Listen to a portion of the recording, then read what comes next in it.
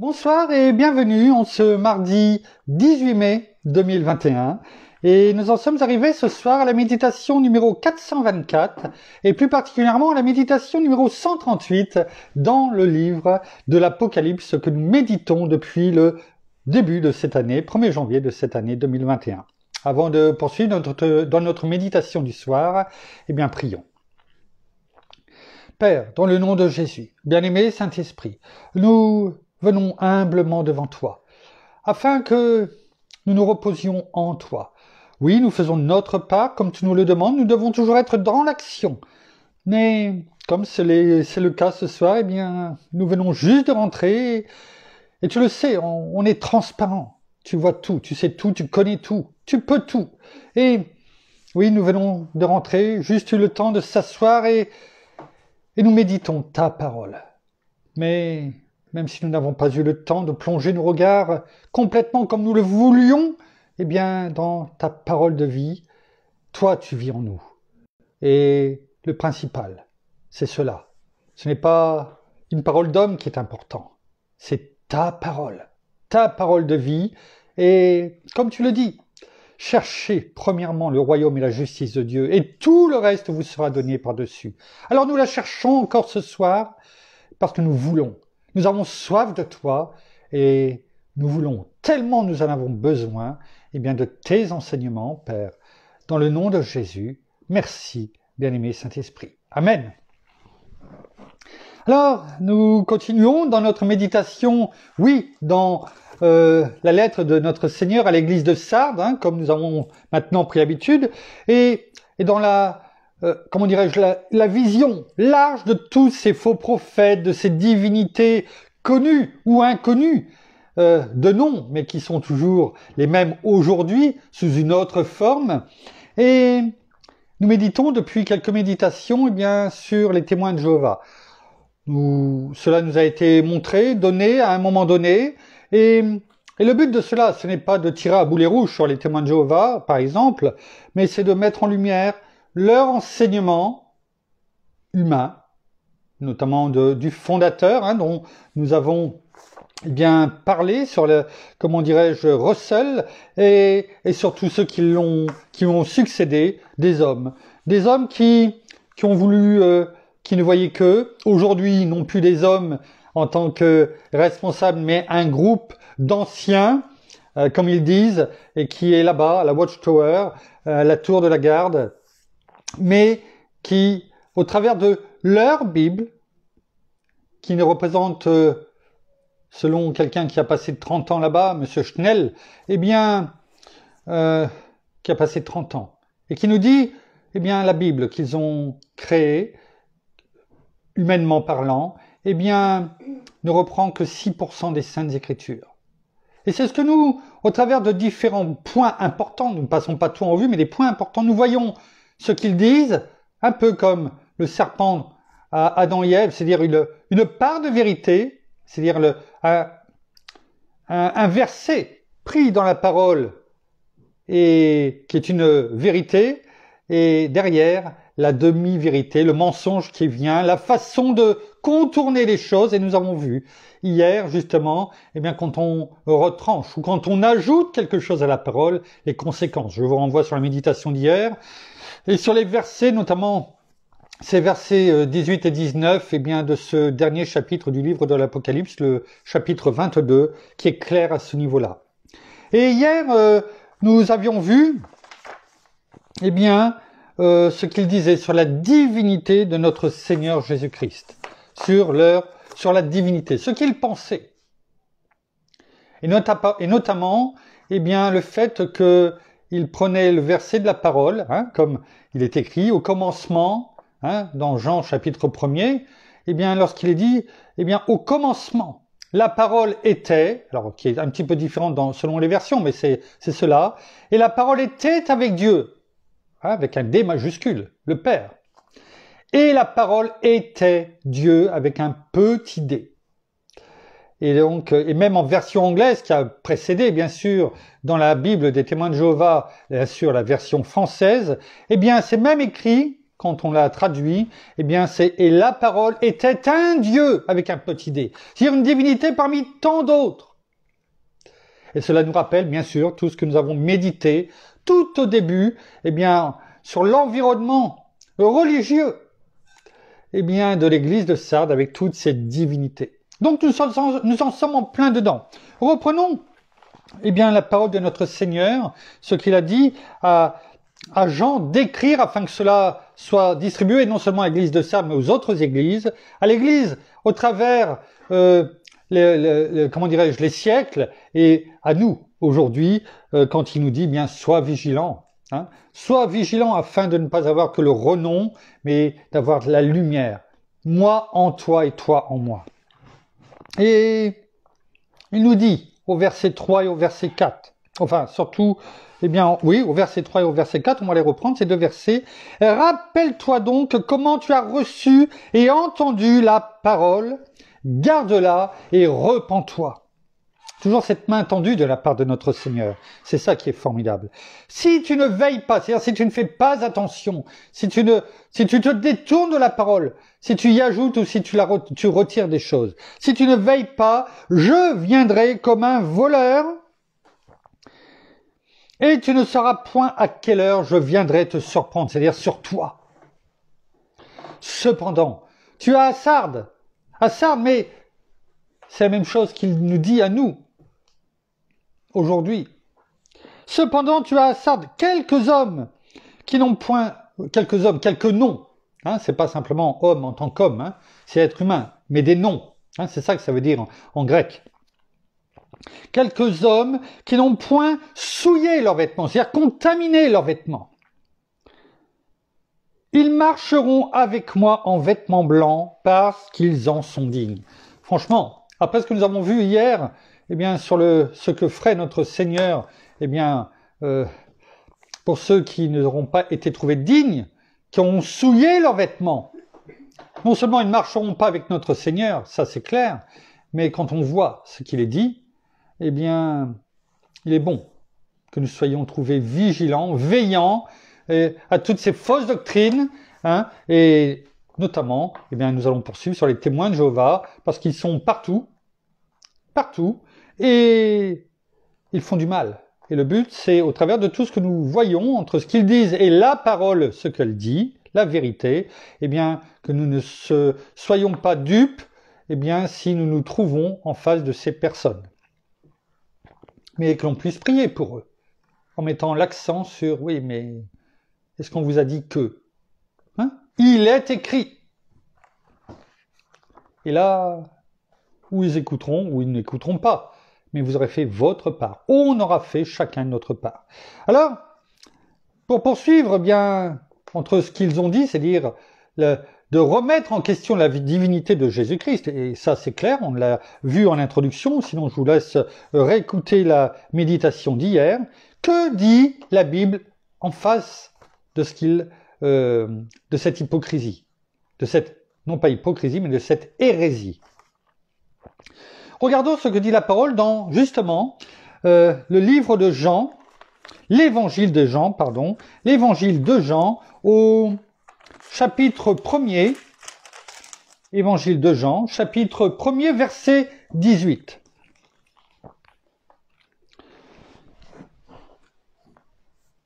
Personne n'a jamais vu Dieu.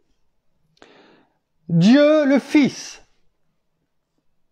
Dieu avec une majuscule, Dieu avec un D majuscule, le Fils unique qui est dans le sein du Père, lui l'a fait connaître.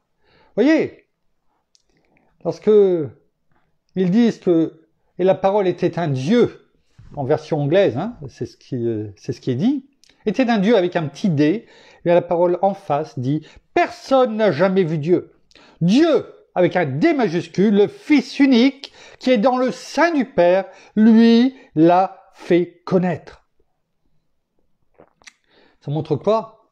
Ben, ça montre l'unité qu'il y a. C'est important, parce que remettre en cause la divinité de Jésus-Christ, notre Seigneur, notre Sauveur, c'est quoi? C'est remettre en question tout simplement l'unité. Comme on a pu le voir hier, il est, oui, le fils premier-né, mais il est un fils parmi tant d'autres dans la famille de Dieu. Ils l'ont même mis au rang d'archange, l'archange Michaël. Oui. C'est pas du tout ce que nous dit la parole. Pas du tout. Dieu, avec un D majuscule, le Fils unique. C'est-à-dire que la parole met notre Seigneur à la même position que Dieu, le Père. Tout simplement. Dans Jean chapitre 5, au verset 18, Jean chapitre 5, verset 18, que nous dit la parole?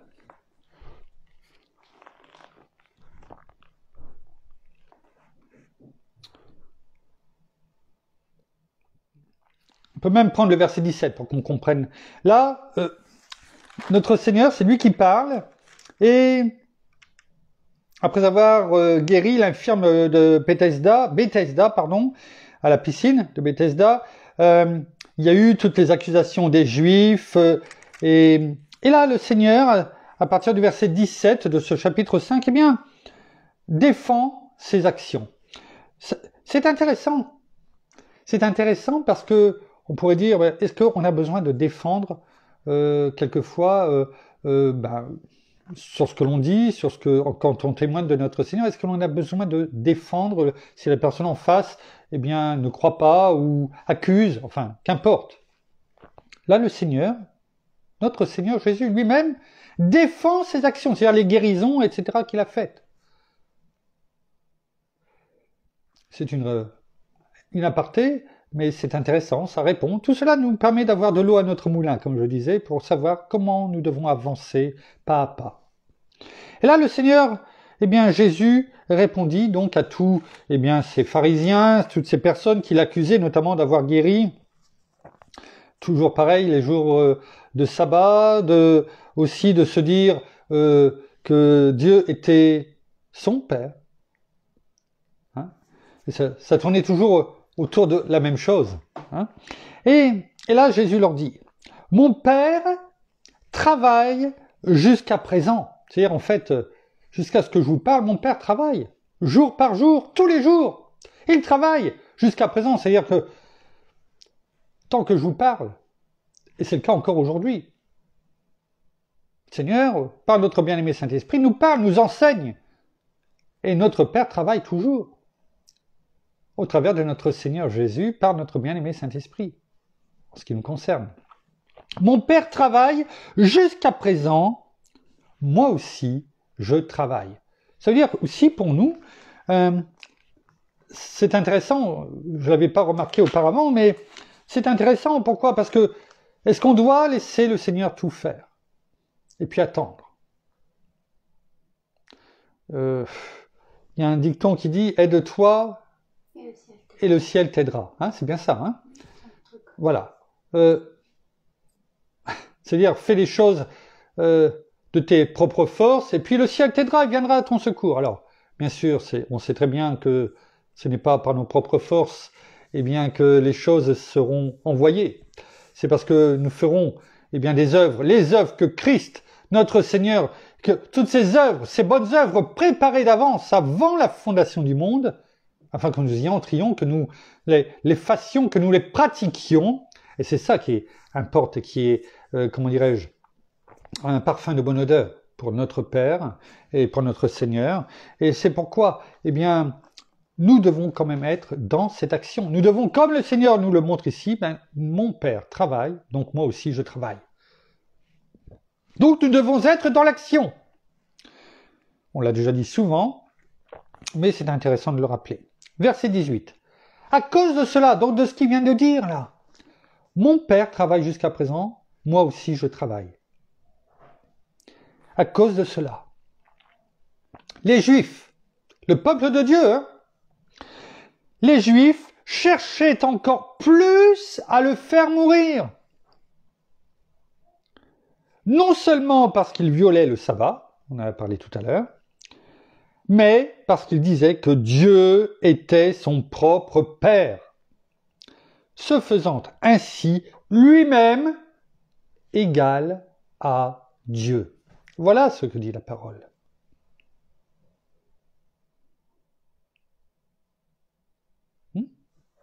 Égal à Dieu. Et non pas un Dieu parmi tant d'autres. Dans Jean, toujours, chapitre 10. Jean, chapitre 10, versets 30 à 33. Jean, chapitre 10, versets 30 à 33. Là, on parle de la divinité de Christ. On est totalement, bien sûr, on l'a fait déjà, on l'a vu, mais là, on est totalement dans le titre général de ce que disent les témoins de Jéhovah. Là, on parle de la divinité de Christ et on va voir cette unité. Regardez. Ça commence fort. Voilà ce que dit notre Seigneur. Moi et le Père, nous sommes un. Alors, ça c'est la parole. La phrase elle est très courte. Moi et le Père, nous sommes un. Je ne sais pas comment toutes ces personnes ont interprété, je dirais, cette phrase. À mon avis, ils la connaissent pas. Enfin, ceux qui dirigent, oui, mais peut-être beaucoup, à mon avis, ne la connaissent pas parce qu'ils n'ont même pas une vraie Bible entre les mains. Comment peut-on remettre en question ce qui est écrit ? Moi et le Père, nous sommes un. Qui dit qu'on est un, c'est qu'on est indivisible. Quelque chose qui est un, on ne peut pas le diviser. Ça ne fait qu'une unité.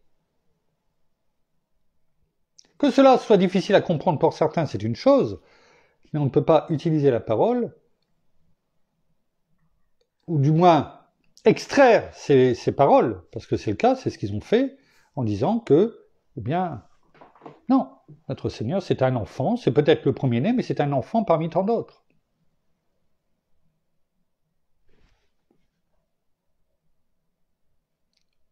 Verset 30, Évangile de Jean, chapitre 10. On continue. Les Juifs ramassèrent de nouveau des pierres pour le lapider. Eh oui. Jésus reprit et leur dit, est-ce que le Seigneur s'est tu? Est-ce qu'il a dit, oh, je vais être lapidé? Tais-toi, sauve-toi! Il reprend et il dit, je vous ai fait voir beaucoup d'œuvres bonnes venant du Père. Pour laquelle de ces œuvres me lapidez-vous?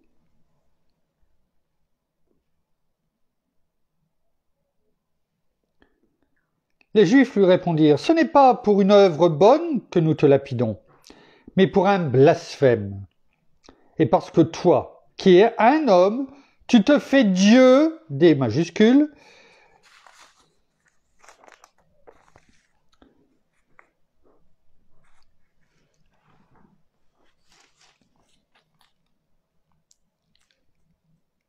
toutes ces personnes qui veulent qu'on les regarde, qui veulent qu'on les entende, qui veulent avoir finalement ce pouvoir de diriger des choses, eh bien, à partir du moment où on leur met la vérité devant les yeux,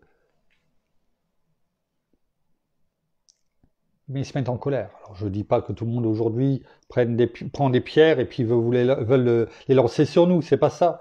Mais vous avez jamais remarqué, y compris quelquefois même dans le travail, quand une personne, eh bien, a son idée, parce que ça vient de lui ou d'elle en tout cas, et que vous lui mettez la vérité en face, bien souvent, elle ne fait pas preuve d'humilité. La personne, eh bien, commence à s'emballer, à piquer sa crise, sa colère, etc. Parce que c'est elle qui a raison. Même si quelque part au fond d'elle, eh bien, elle sait que la vérité, elle est là, en face. Mais elle ne veut pas l'accepter. Elle l'entend, mais elle ne veut pas l'accepter.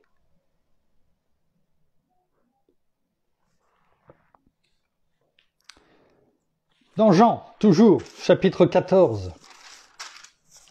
Jean, chapitre 14, verset 9. Il est écrit,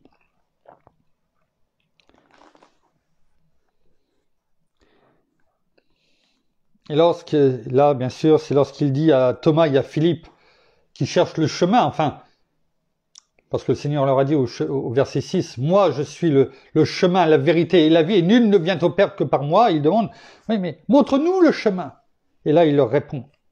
Jésus lui dit à Philippe, « Il y a si longtemps que je suis avec vous, et tu ne m'as pas connu, Philippe?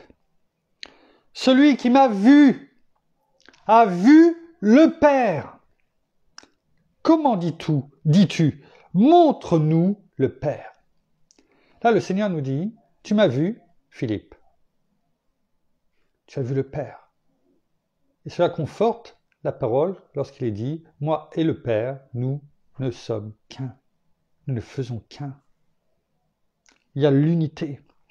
Le Seigneur révèle sa divinité à Philippe qui ne l'avait pas comprise. Comment peut-on dire que notre Seigneur est un Dieu comme un autre parmi les autres? Toujours dans l'évangile de Jean, pourquoi? Parce que Jean, et on le voit, eh bien c'est lui qui a l'évangile de l'amour, lui que le Seigneur aimait, qui était le plus proche peut-être, eh bien qui a mis son oreille, sa tête sur le cœur de notre Seigneur, eh bien révèle la divinité de Christ. Dans Jean, chapitre 20, au verset 28, lorsque le Seigneur est ressuscité, et Thomas, lui, qui la première fois n'était pas là, il n'a pas voulu croire, eh bien notre Seigneur revient pour lui dire, Thomas, tu n'as peut-être pas cru, mais maintenant je suis là devant toi. Alors, dans ce chapitre 20 de l'évangile de Jean, au verset 28, le Seigneur lui dit, Thomas, après avoir dit, le Seigneur lui a dit, avance, verset 27, avance ici ton doigt, regarde mes mains, avance aussi ta main et mets-la dans mon côté. Et ne sois pas incrédule, mais crois. On y reviendra à un moment donné, dans quelques méditations. Et là, Thomas lui répondit, lui qui était incrédule, qui ne croyait pas à la résurrection finalement de notre Seigneur. Regardez ce qu'il répond. Mon Seigneur est mon Dieu. Et puis quand on regarde, Dieu est écrit avec un D majuscule et non pas un petit d. Il n'a pas dit « et mes dieux » et « mon Dieu ». Parce qu'à ce moment-là, il avait la révélation que tout ce qu'il lui avait dit pendant ces 3 ans avec qui il a vécu nuit et jour, eh bien, tout ce qu'il a dit se révélait devant ses yeux, dans son cœur, dans son esprit. Comment peut-on remettre en doute les disciples de notre Seigneur qui ont vécu avec lui 24 heures sur 24 pendant plus de 3 ans? Parce que c'est ce que font les témoins de Jéhovah, ou pas que. Mais nous en parlons, nous sommes sur les témoins de Jéhovah. Et tout ce qu'ils disent, c'est surtout ce qui est le plus dangereux finalement dans tout ça. C'est que les responsables pensent ce qu'ils veulent, on prie pour eux, mais qu'ils amènent eux-mêmes des milliers et des millions de personnes, eh bien, en enfer. Ça, nous ne devons pas l'accepter. C'est pourquoi on fait toutes ces méditations sur eux.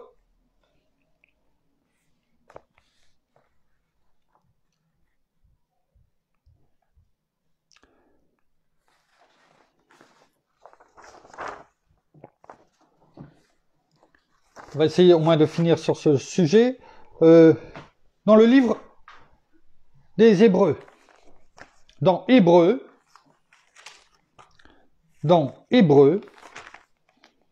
chapitre 1er, au verset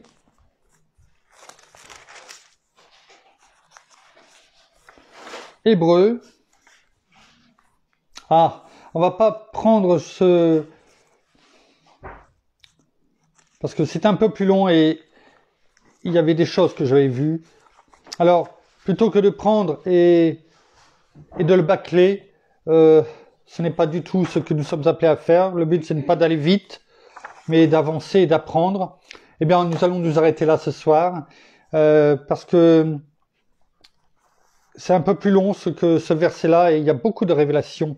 Eh bien, par rapport, bien sûr, à ce qu'a dit, eh bien, ce qu'ont dit les témoins de Jéhovah, ce qu'ils ont écrit, pas que dire, ils ont écrit, mais voilà, ce chapitre premier du livre, dans le livre des Hébreux, eh bien, est trop important pour le bâcler et le passer à la va-vite. Alors, je préfère que nous arrêtions là ce soir et que nous reprenions demain en prenant notre temps pour méditer eh bien, une partie de ce chapitre finalement premier, parce qu'il y a tellement de choses à dire, et on prendra le temps. Et voilà, le but c'est pas d'aller vite pour aller vite, mais c'est d'avancer pour que notre cœur soit touché. Merci Père, merci Seigneur, merci bien-aimé Saint-Esprit pour voilà ces éclaircissements, pour souffler de ton souffle divin, eh bien surtout ce brouillard, cette brume qui peut-être eh bien était là parce qu'au travers de comment dirais-je, ces méditations sur les témoins de Jéhovah, non seulement ça nous permet de connaître ce qu'ils font et ce qu'ils disent, parce que je me mets là en premier, eh bien, il y avait quelquefois eh bien, des choses qu'on ne savait peut-être pas quoi dire, et réellement ce qu'ils pensaient. Maintenant, eh bien, on cerne mieux, et c'est pas fini, on cerne mieux les choses, à nous simplement eh bien de revenir, et puis de prendre les grands titres, quelques versets par rapport, parce que là on n'en prend que quelques-uns par rapport à ce qu'ils disent, afin de pouvoir, eh bien, les remettre devant la vérité et puis de leur dire allez chercher et allez lire dans une Bible, qu'ils le fassent ou pas, nous on aura fait notre part. Le reste ne nous appartient pas. Mais également, eh bien, au travers de la parole, eh bien que la parole, tout simplement, eh bien, touche notre cœur encore plus, nous révèle des choses parce que si on prend le temps, eh bien, à partir de demain, de voir ce chapitre premier, alors que j'avais que un verset à dire normalement, mais quand j'ai regardé hier et avant-hier, voilà, j'en ai trouvé d'autres et c'était important de le dire. Donc c'est qu'il y a sûrement, eh bien, une raison, peut-être pour quelqu'un, en tout cas pour, moi je le dis pour chacun d'entre nous, afin que la parole explose dans nos cœurs, illumine nos cœurs, eh bien, et que ces paroles de notre Seigneur, de notre Père, eh bien, soient gravées sur les tables de notre cœur. C'est important. Nous terminons par la prière. Oh Seigneur, merci encore bien ce soir de ton enseignement. Merci encore, bien-aimé Saint-Esprit, de nous révéler la vérité, de nous révéler tout ce que bien notre Seigneur Jésus veut nous apprendre et nous faire connaître. Alors oui, nous voulons connaître la vérité, tout simplement, et que nous ne laissions pas obscurcir ni nos pensées, ni nos esprits par toutes ces choses du monde, mais aussi par tous ces faux enseignements, par tous ces mensonges, mais que vraiment nous nous attachions à une seule et vraie chose, la parole, ce qui est écrit tout simplement dans la parole, parce que nous savons que cela est la vérité. Alors ne nous écartons pas de ce chemin que tu traces pour nous, ni de ces enseignements. Apprenons toujours et continuons vraiment à te demander cet esprit de révélation, mais aussi de discernement, afin que nous puissions reconnaître la vérité, reconnaître les personnes aussi, qui peuvent aussi nous induire tout simplement en erreur, mais que nous aussi, eh bien, nous soyons, eh bien, ces porteurs de lumière et que nous soyons aussi, eh bien, tout simplement ces personnes qui révèlent aussi à d'autres personnes, eh bien, la vérité. Tout simplement, ouvrons-leur les yeux et que nous soyons prêts, eh bien, tout simplement à prononcer ton nom, Seigneur Jésus, et simplement, eh bien, déclarer, proclamer la parole qui est la vérité. Alors, soyons armés, soyons prudents, vigilants, restons vraiment fermes et encore plus encore au jour d'aujourd'hui dans notre foi, restons vraiment stables dans tout ce que nous disons, restons fermes et je te demande vraiment, Seigneur Jésus, eh bien, de bénir tous nos frères et sœurs, bien sûr leurs familles, leurs proches, mais aussi chacun d'entre nous, et que vous puissiez toujours être ces porteurs de lumière, ces porteurs de vérité, dans le nom de Jésus. Amen. Amen. Amen. Voilà, ainsi s'achève la méditation de ce soir. Nous vous bénissons abondamment de toutes les bénédictions spirituelles dans les lieux célestes en Christ. Nous saluons nos amis au Québec, au Canada, en francophonie, en France, à Paris et tout autour de chez nous. Et nous vous souhaitons à toutes et à tous une très bonne fin de journée pour certains, une bonne soirée pour d'autres, un très bon appétit pour ceux qui vont se mettre à table, ce qui est le cas bientôt pour nous, et en tout cas une très bonne nuit dans la paix, le repos que notre Seigneur nous donne. Nous en avons besoin, mais il nous le donne en abondance. Sachons simplement l'écouter et lui obéir. En attendant, nous vous donnons rendez-vous demain. On vous fera parvenir l'heure à laquelle nous ferons la méditation. Si on vous dit rien, 18h30. Sinon, on vous en fera part. À demain, en tout cas. Portez-vous bien. Au revoir.